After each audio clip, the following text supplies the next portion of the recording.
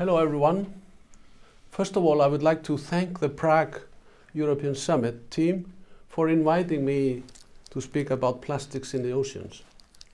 My name is Magnús Jóhannesson, and presently I'm working as a special advisor on Arctic affairs in the Ministry for Foreign Affairs in Iceland. 3 decades ago, during the preparation for the Rio Conference on Environment and Development in 1992, our main concerns regarding marine pollution revolved around chemical pollutions such as persistent organic pollutants and heavy metals. Since then, a global plan on production and use of certain POPs has been implemented through the Stockholm Convention in 2001 and strict environmental control of mercury discharges regulated by the Minamata Convention in 2013. But new threats to the marine environment have surfaced. Plastic pollution of the oceans is now on top of the list of our concerns and in some respects must be seen, along with human-induced climate change, as one of the major global environmental challenges that we are facing today. The debate and research on plastic waste in the world's ocean has taken off in the last few years.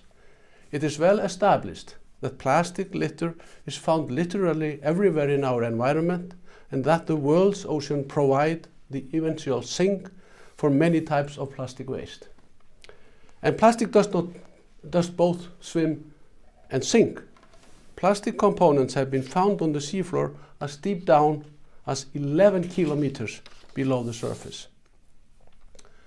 Plastics in the oceans are mounting, and some studies quote that by continuing business as usual, there will be more plastics in the ocean than fish by the middle of the century. The full impact of the presence of plastics on the marine ecosystem is not known. We know well that macro and microplastics can injure and kill mammals, fish and seabirds, but the impact of nanoplastics on marine food chain and food security is not known. Most plastics are not biodegradable and can persist in the environment for centuries. Furthermore, toxic chemicals can adhere to the surface of plastic litter and be transported with it through ocean currents into the food chain.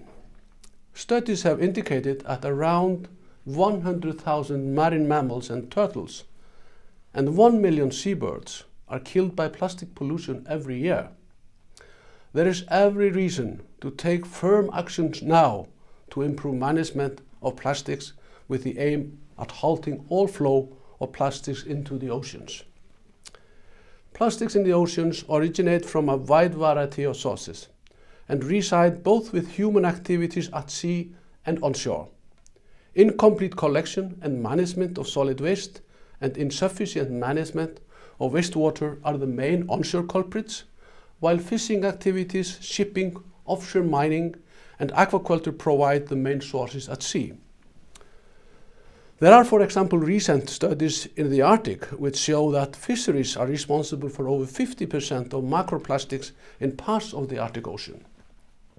With that said, plastic items in different forms are such a common commodity in our everyday lives that a concerted action at all levels of our society is required if we are to turn the tide on plastic pollution in the oceans. The responsibility for success or failure rests with all of us. We need to significantly change our approach to this problem. Manufacturers should be obliged to design plastic items to be reusable, recyclable, or compostable. In the household, we must eliminate the use of plastic items we don't need and deliver other plastic waste to proper handling and processing. The single most effective way of reducing plastic waste that enters the ocean is to make circular economy predominant in our societies. Circular economy fulfills the criteria of sustainability. It is good for the environment, it creates new jobs, and it promotes effective use of our natural resources. In short, it's a good business.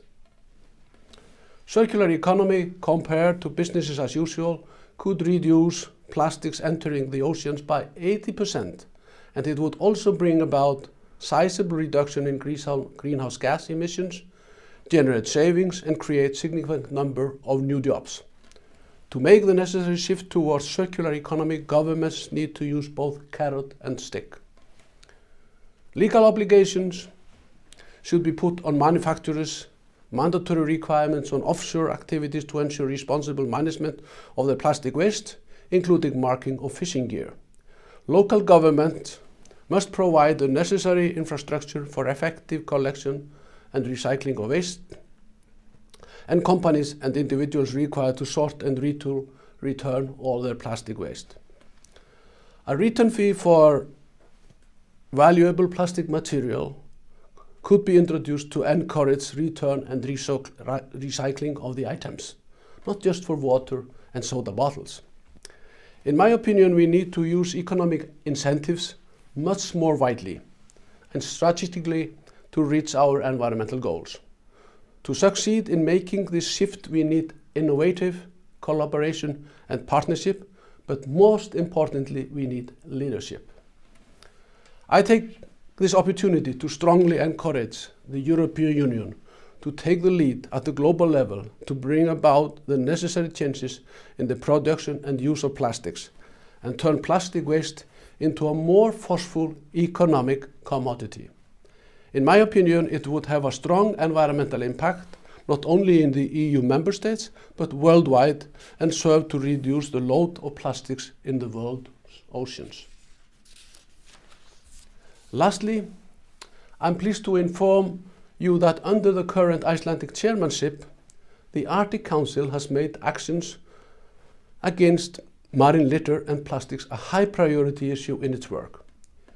It is expected that the next Arctic Council ministerial meeting in May 2021 will adopt an ambitious regional action plan on marine litter that will contribute to reducing the flow of plastics to the Arctic oceans from the Arctic states. I leave you with a reminder of my opening words. The Stockholm Convention and the Minamata Convention have shown us that we get good results when we work together. Yes, we can and we must. Thank you for your attention.